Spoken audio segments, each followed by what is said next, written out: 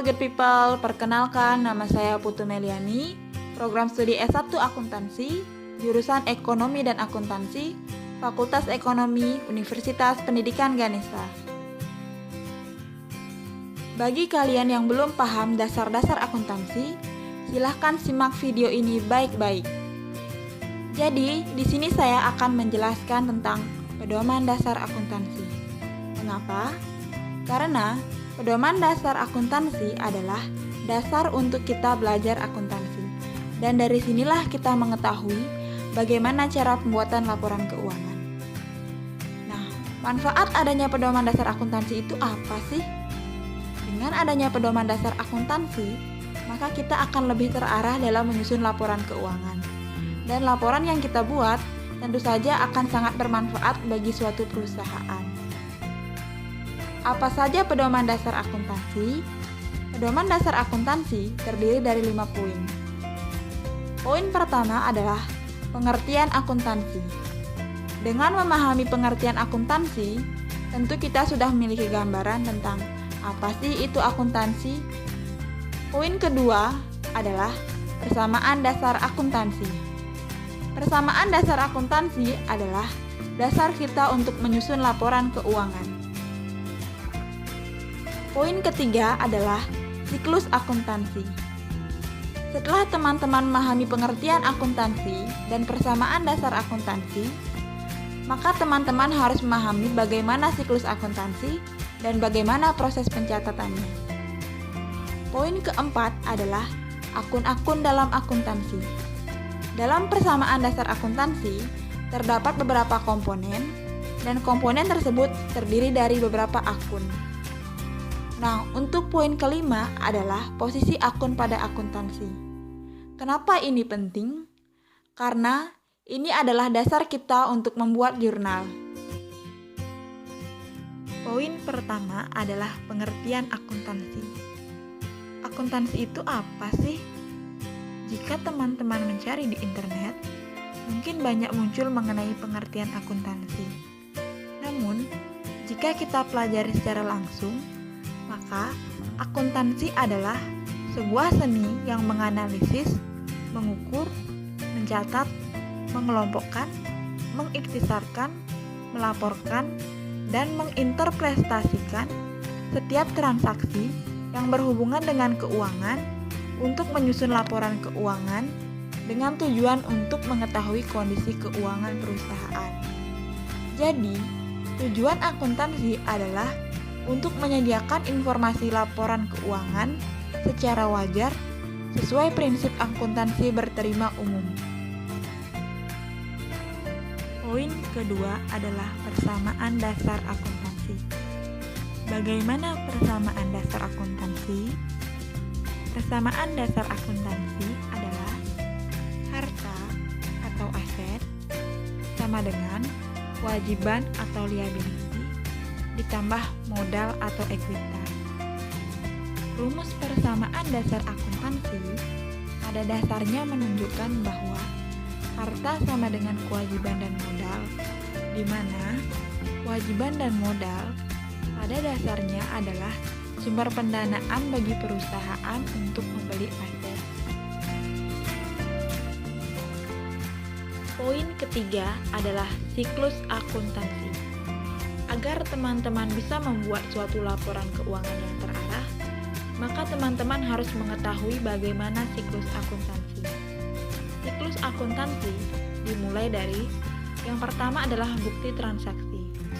Bukti transaksi biasanya berupa kwitansi, nota, faktur, bukti kas keluar, dan sebagainya. Bukti tersebut harus sah dan dapat diverifikasikan. Siklus yang kedua adalah jurnal. Jurnal merupakan suatu catatan kronologis tentang transaksi-transaksi yang akan terjadi dalam suatu periode akuntansi. Siklus yang ketiga adalah buku besar. Langkah selanjutnya adalah memposting transaksi yang telah dicatat dalam jurnal ke dalam buku besar. Buku besar adalah kumpulan rekening-rekening pembukuan yang masing-masing digunakan untuk mencatat informasi tentang aktiva tertentu. Siklus yang keempat adalah neraca saldo. Neraca saldo merupakan suatu daftar saldo rekening buku besar pada periode tertentu saja. Siklus yang kelima adalah jurnal penyesuaian. Bila pada akhir periode akuntansi terdapat transaksi yang belum dicatat, kesalahan dalam pencatatan transaksi, atau perlu disesuaikan, maka itu akan dicatat dalam jurnal penyesuaian. Siklus yang keenam adalah neraca saldo setelah penyesuaian. Pada tahapan ini, kita harus menyusun neraca saldo kedua dengan cara memindahkan saldo yang telah disesuaikan di dalam buku besar ke dalam neraca saldo yang baru. Siklus yang ketujuh adalah laporan keuangan. Dari informasi di neraca saldo setelah penyesuaian, tahapan selanjutnya adalah menyusun laporan keuangan. Terdapat 5 laporan keuangan, yaitu laporan laba rugi, laporan perubahan modal, neraca, laporan arus kas, dan catatan atas laporan keuangan. Setelah mengerjakan 5 laporan tersebut, maka akan diketahui laba atau rugi suatu perusahaan. Siklus yang ke-8 adalah jurnal penutup. Jurnal penutup digunakan untuk menutup terkait laporan laba rugi. Kenapa? Karena laporan laba rugi ini bersifat akumulasi atau 1 tahun dan hanya bisa dibuat pada akhir periode akuntansi saja. Siklus yang ke-9 adalah neraca saldo setelah penutupan. Neraca saldo ini adalah daftar saldo suatu rekening buku besar setelah dibuatnya jurnal penutup. Dan siklus yang terakhir adalah jurnal pembalik. Tujuan dari jurnal pembalik adalah menyederhanakan prosedur pencatatan transaksi tertentu di periode berikutnya. Poin keempat adalah akun-akun dalam akuntansi.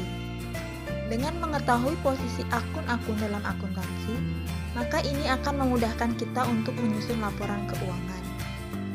Akun-akun yang terdapat dalam akuntansi ini terbagi menjadi 2, yaitu akun real dan akun nominal. Akun real merupakan akun-akun yang ada dalam neraca seperti aktiva, utang, dan modal. Sedangkan akun nominal merupakan akun-akun yang ada dalam laporan laba rugi seperti pendapatan dan beban. Oke teman-teman, mari kita bahas satu persatu. Yang pertama yaitu untuk akun real. Akun real terdiri dari yang pertama adalah harta. Harta merupakan kekayaan yang dimiliki perusahaan untuk menjalankan usahanya. Harta dapat dikelompokkan menjadi 5, yaitu harta lancar atau aktiva lancar, yang merupakan harta berupa uang kas atau kas bank, dan harta yang mudah diubah menjadi bentuk uang. Komponen aktiva lancar adalah kas, piutang, perlengkapan, persediaan, dan biaya dibayar di muka. Yang kedua yaitu harta tidak lancar atau aktiva tetap, yang merupakan harta yang relatif tetap dan memiliki jangka waktu perputaran lebih dari 1 tahun. Komponen dari aktiva tetap adalah tanah, mesin, bangunan, kendaraan, dan lain-lain. Harta yang ketiga adalah harta tidak berwujud atau aktiva tidak berwujud, yang merupakan harta perusahaan yang sifatnya itu tidak berwujud, melainkan menjadi hak istimewa yang dimiliki sekaligus memberi manfaat ekonomi. Contohnya adalah hak paten, hak cipta, dan hak merek dagang. Harta yang keempat adalah investasi jangka panjang, yang merupakan harta dalam bentuk penyertaan jangka panjang di luar kegiatan pokok perusahaan. Contohnya adalah surat berharga, saham, dan obligasi. Dan harta yang kelima adalah aktiva lain-lain, yang merupakan pos harta yang tidak memenuhi syarat untuk diperlakukan seperti 4 aktiva sebelumnya. Contohnya adalah gedung yang masih dalam proses pembangunan. Dalam akun real terdapat juga komponen kewajiban, di mana kewajiban adalah pengorbanan ekonomis yang harus dilakukan oleh perusahaan pada masa yang akan datang sebagai akibat kegiatan usaha. Kewajiban ini dibedakan menjadi 3. Yang pertama yaitu utang lancar atau kewajiban jangka pendek. Utang lancar adalah kewajiban yang harus dilunasi dalam jangka waktu kurang dari 1 tahun. Utang lancar meliputi utang usaha, utang dagang, utang bank, dan utang gaji. Yang kedua yaitu utang jangka panjang atau disebut dengan kewajiban jangka panjang, yang merupakan kewajiban yang jangka waktu pelunasannya lebih dari 1 tahun. Utang ini timbul karena pelunasan perusahaan untuk membeli peralatan-peralatan baru atau mesin baru. Utang jangka panjang meliputi utang obligasi, utang bank, dan utang hipotek. Kewajiban yang ketiga adalah hutang lain-lain. Hutang lain-lain adalah utang yang tidak termasuk utang lancar ataupun utang jangka panjang. Misalnya, utang kepada direksi dan kepada pemegang saham. Komponen yang ketiga dalam akun real yaitu modal. Modal merupakan kekayaan bersih yang dimiliki perusahaan yang merupakan selisih antara aset dan kewajiban. Beberapa akun pada modal secara umum seperti modal pemilik, prive, laba ditahan, dan modal disetor. Dalam komponen modal terdapat komponen laba rugi. Kenapa? Karena laba rugi bersifat mengkonversi modal. Jika laba, maka akan menambah modal, dan apabila rugi, maka akan mengurangi modal. Komponen laba rugi di dalamnya terdiri dari yang pertama yaitu jika perusahaan jasa, maka terdapat pendapatan dan beban. Yang kedua yaitu jika perusahaan dagang, maka terdapat retur penjualan, potongan pembelian, dan sebagainya. Nah, yang selanjutnya yaitu akun-akun dalam akuntansi, yaitu pada akun nominal. Pada akun nominal terdapat 2 komponen. Yang pertama yaitu pendapatan. Pendapatan merupakan semua penerimaan keuntungan perusahaan selama 1 periode akuntansi. Pendapatan dikelompokkan menjadi 2 jenis, yaitu yang pertama adalah pendapatan usaha. Pendapatan usaha merupakan pendapatan dari aktivitas utama perusahaan. Contohnya adalah keuntungan dari penjualan produk. Yang kedua adalah pendapatan di luar usaha. Pendapatan di luar usaha merupakan pendapatan dari aktivitas di luar kegiatan utama perusahaan. Artinya, pendapatan ini bersifat insidental atau tidak rutin. Contohnya adalah bunga bank dan pendapatan sewa. Pada akun nominal, yaitu terdapat komponen beban, di mana beban merupakan semua biaya yang dikeluarkan perusahaan untuk kegiatan operasional perusahaan agar tetap bisa beroperasi dan mendapatkan penghasilan. Beban digolongkan menjadi 2 jenis, yaitu yang pertama adalah beban usaha. Beban usaha disebut juga beban operasional yang merupakan beban yang harus dibayar perusahaan dalam aktivitas usaha pokok perusahaan.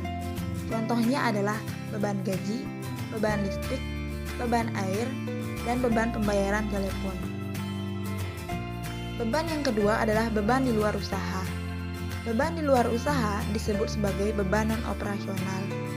Ini merupakan beban yang tidak berkaitan langsung dengan aktivitas utama perusahaan, melainkan dari keluar kegiatan rutin.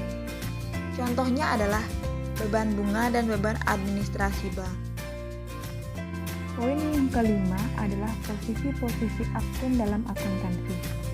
Posisi akun-akun dalam akuntansi yaitu yang pertama untuk komponen harta. Komponen harta akan bertambah di debit dan berkurang di kredit, seperti kas, piutang, kesediaan, biaya dibayar di muka, tanah, bangunan, peralatan, kendaraan, dan mesin. Semua itu akan bertambah di debit dan berkurang di kredit. Namun, ada satu akun, yaitu akumulasi penyusutan yang berlawanan. Akumulasi penyusutan bertambah di kredit dan berkurang di debit. Kenapa? Karena akumulasi penyusutan bersifat mengurangi dari nilai aktiva. Komponen yang kedua adalah komponen kewajiban. Komponen kewajiban akan bertambah di kredit dan berkurang di debit, seperti hutang usaha, hutang gaji, dan hutang obligasi. Komponen yang ketiga adalah modal. Komponen modal terdiri dari modal dan prepay. Namun, terdapat komponen laporan laba atau rugi yang mengkonversinya. Modal akan bertambah di kredit dan berkurang di debit. Namun, untuk prepay akan bertambah di debit dan berkurang di kredit. Komponen yang keempat adalah komponen laba rugi. Komponen laba rugi ini terdiri dari pendapatan dan beban. Pendapatan akan bertambah di kredit dan berkurang di debit. Namun, untuk beban akan bertambah di debit dan berkurang di kredit. Dalam komponen laba rugi, kita tidak boleh mengasumsikan bahwa pendapatan sama dengan posisi harta karena akan berpengaruh pada modal. Ini berlaku khusus untuk laba rugi. Oke teman-teman, sekian video dari saya mengenai 5 pedoman dasar akuntansi. Semoga video ini bermanfaat. Terima kasih.